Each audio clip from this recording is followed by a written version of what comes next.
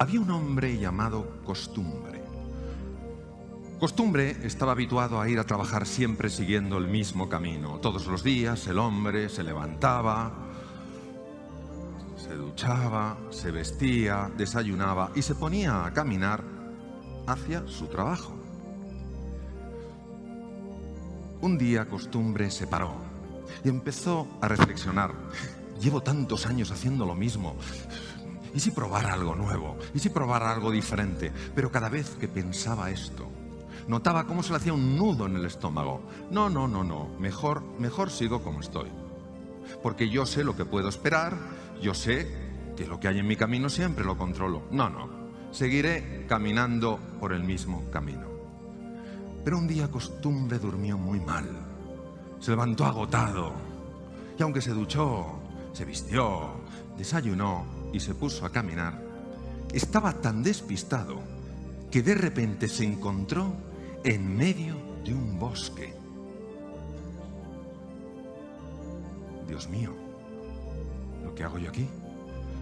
¿Pero dónde estoy? ¡Ay, que me he perdido! Llevado por el pánico, empezó a correr en una y otra dirección, adentrándose cada vez más en la hondura de ese bosque. Hasta que de repente, en un claro, vio a un anciano que estaba sentado apoyado sobre un tronco y al parecer profundamente dormido. Costumbre se acercó a él. Perdone, yo no le quisiera molestar. ¿Sabes? Es que me he perdido. Por favor, despierte. El anciano no despertaba. Costumbre empezó a zarandearle. ¡Despierte! ¿Cuál es mi camino? Pero por más que le zarandeó, aquel anciano no abrió los ojos. Enfadado porque pensaba que el anciano sencillamente pasaba de él, se dio la vuelta para partir cuando escuchó con perfecta claridad: agarra aquello que encuentres en tu camino. Costumbre giró y allí solo estaba el mismo anciano, igual de dormido, sin entender muy bien lo que significaban esas palabras. Costumbre siguió corriendo intentando salir de aquel lugar. El día fue pasando y cayó la oscura noche.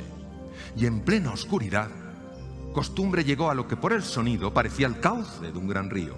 Estaba en su desesperación dispuesto a lanzarse a aquel agua, cuando en medio de la oscuridad escuchó con perfecta claridad las mismas palabras: agarra aquello que encuentres en tu camino.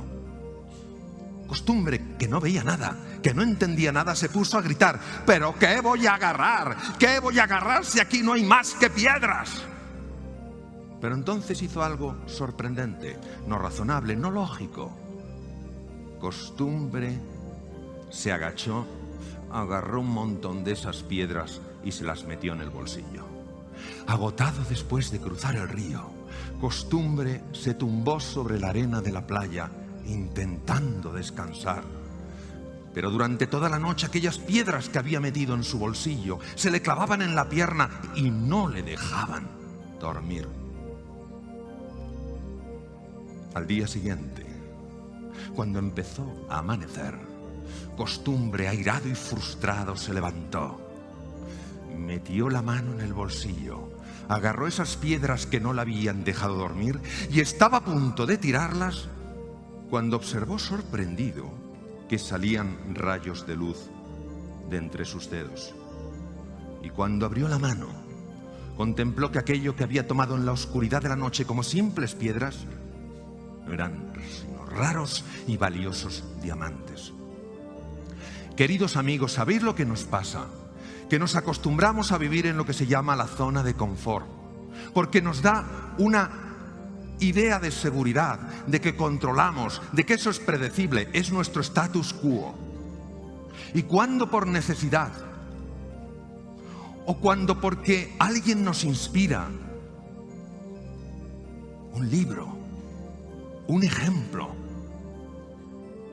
o cuando la vida directamente nos saca, sin pedirnos permiso, el ser humano, ante ese mundo nuevo, complejo, incierto, muchas veces, porque no sabe, no conoce su grandeza, se siente empequeñecido y deja que voces interiores como: no hay salida, tú no eres capaz, no mereces ser feliz, se adueñen de nosotros, ¿Sabéis que se ha demostrado con técnicas modernas de radioinmunoensayo y neuroimagen que cuando nos hablamos de esa manera, la sangre se llena de cortisol y el cerebro de glutamato?